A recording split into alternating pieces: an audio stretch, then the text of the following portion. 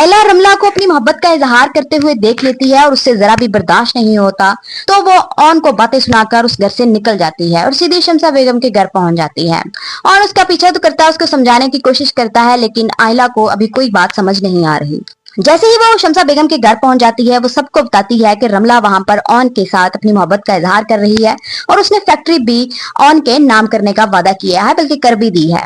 जैसे ही शामी को ये बात पता चलती है, शामी को बहुत ज्यादा गुस्सा आता है और उसे लगता है कि रमला ने शामी के साथ धोखा किया है और वो ऑन के साथ मिलकर फैक्ट्री ही छीनना चाहती 3 लोगों से। तो वो उससे बात करने ऑन के घर पहुंच जाएगा और वहां पर जाकर रमला से बात करेगा और दोनों में बहस हो जाएगी, जिस पर रमला उसको बताएगी कि मैं तो शुरू ही से ऑन से मोहब्बत करती थी, तुमसे तो मेरा जबरदस्ती निकाह पुप्पो ने करवा दिया था। दूसरी तरफ ऑन जैसे ही बीजान के पास मिलने आएगा और उनको सारी बात क्लियर करेगा, तो बीजान पहले से कहती हैं कि ऑन कभी कोई गलत काम नहीं कर सकता, तो स्वाय बीजान के घर में किसी को भी ऑन के ऊपर फिलहाल यकीन नहीं आ रहा। ऑन सबको बताता है कि रमला ने फैक्ट्री उसे नहीं बेची, बल्कि उसने जबरदस्ती हासिल की है, क्योंकि वो नहीं चाहता था कि उसका फैमिली बिजनेस किसी और के पास जाए।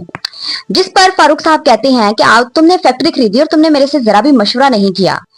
वहां पर आयला भी आ जाती है और आयला ऑन को बहुत ज्यादा बातें सुनाती है और ऐसा लग रहा है कि आयला को अभी तक भी ऑन पर जरा एतबार नहीं है और वो अभी तक शक में ही है कि शायद ऑन अभी भी उसे धोखा दे रहा है।